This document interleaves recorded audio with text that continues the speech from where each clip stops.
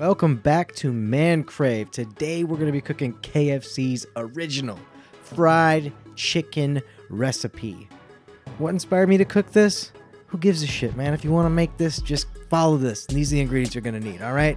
You're going to need some salt, some thyme, some basil, some oregano, some celery salt, black pepper, ground mustard, paprika, garlic salt, ground ginger, white pepper, some flour, buttermilk, an egg, and, of course, some chicken. 2 to 3 pounds of chicken to be precise. All right, now let's clear off your workspace because we've got some work to do. All right. Now, if this is your first time to Crave, I just want to say welcome and thank you for stopping by. The very first step is you're going to be preheating your peanut oil to 350 degrees. Next, you're going to be mixing all of your dry ingredients. Start off with 2 cups of flour.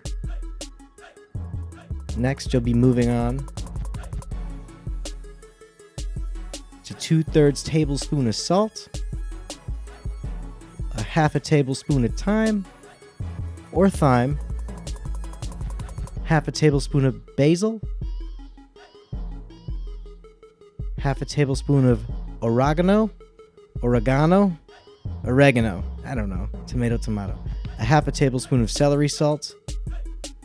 You'll be mixing in 1 tablespoon of black pepper. I always go a little shallow. 1 full tablespoon of dry mustard, 4 tablespoons of paprika,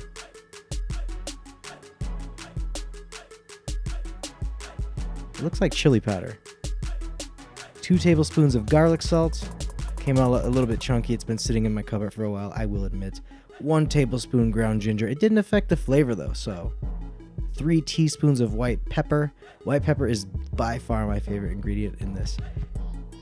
I always add a little bit more, but I don't show that on camera.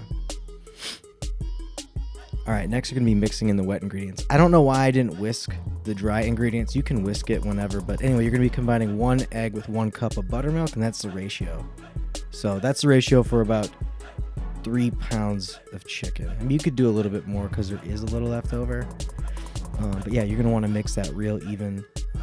If you don't have it even, it's just not going to sit on the chicken very well. So if you want to make this spicy, what you can do actually is what I did, and I don't show this, is I added Church's chicken. They have like a spicy, like I don't know what it is, but they give it to you sometimes when you get the chicken to go. And I just mix like their spicy chicken packet. Or what you can do is you can add Frank's Red Hot into like the wet bath that I'm bathing the chicken in currently. So the very first thing you do is you bathe it in that, and then what you're going to want to do is dredge the chicken. I actually did a really bad crucial mistake right there. My hands were already wet. What you want to do is if you just get the chicken, you want to hit it with a dry hand. And what that means is my hands are now caked, as you can see, with the flour mix. That wouldn't be the case. They wouldn't be as caked if I had a dry hand, because like the wetness sticks. Like my hand is basically like a little piece of chicken. I could deep fry it. It'd look weird. But if you have a dry hand, it's I'll show you. I think I do it here, but I didn't explain dredging at all. That's a whole separate thing. But yeah, you'll want to give it a bath. Cover it completely. You mash it down, you basically press, you cover it, you press on it, you cover it, you press on it, cover it, press on it, spin it around. Make sure all the chicken is completely covered in that flour powder. I'm not gonna lie, everything I just said, I 100% agree with you, does not make sense. What you're dredging the chicken, you're dipping it in the buttermilk, you're dredging the chicken, you're dipping the buttermilk. All of this would be significantly easier if you had a dry hand to begin with, because my hand is just completely caked. I know I'm repeating myself, but I have to do it because I feel like I'm not a quitter. I gotta attempt to explain this one last goddamn time. On this show, we say God and we do say damn.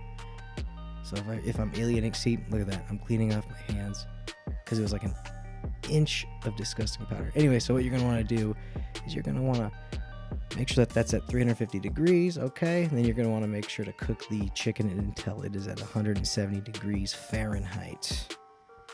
Otherwise, you'll get some salmonella or other foodborne illness.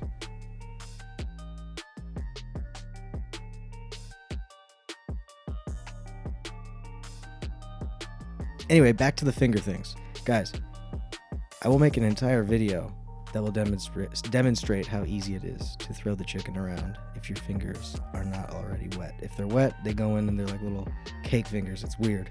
You don't want the cake fingers. Okay? The goddamn cake fingers. Anyway, so on this channel, we're going to be having copycat recipes like this KFC. I saw this and I was thinking, you know what? Let's just do this. This just sounds good. I like KFC. I like the old KFC. You know what I mean? If it's as big as it is, there's got to be something to the original shit. Do you know what I'm saying? And I've got to be honest with you. This is probably the best chicken I've ever had. My little brother also ate this chicken. My wife, who's a vegetarian, cheated and ate this chicken. I hate to put her on blast like that, but this chicken was honestly amazing. But one thing that I did do that I didn't explain in the beginning of the video is that I brined my chicken in pickle juice. If you pause the video when I show the chicken, you can actually see the green pickle juice. So here's a shot of the chicken afterwards. It turned out amazing. It was delicious. I don't really know why I did this. I was so stupid. I didn't have I was supposed to cut into it and show the chicken, but I didn't do it, and I just lifted them up and then I took them away. But anyway, I just want to thank everybody for watching. If you decide to cook this recipe, enjoy your chicken. Let me know how it went. If you have a video, I would love to see your video. Let me know how I can improve my videos. And yeah, so this is some additional footage of the chicken if you give a shit at all. Stick around for the very last part though. I may or may not have dropped the ball. Or, not the ball, but you'll see right here. Here it is. Oh, boom. Hey, nice save. Cool. So it doesn't really matter, but I'm actually wearing my robe, not my robe. I'm wearing my apron inside out, and on the other side there's pockets, and I thought that I was wearing it the regular way. It turns out I'm not, and I put the egg through the string and I just dropped it on the ground. So yeah, there it is. Thank you guys so much for watching. Enjoy your chicken. I will see you guys next time. Good luck.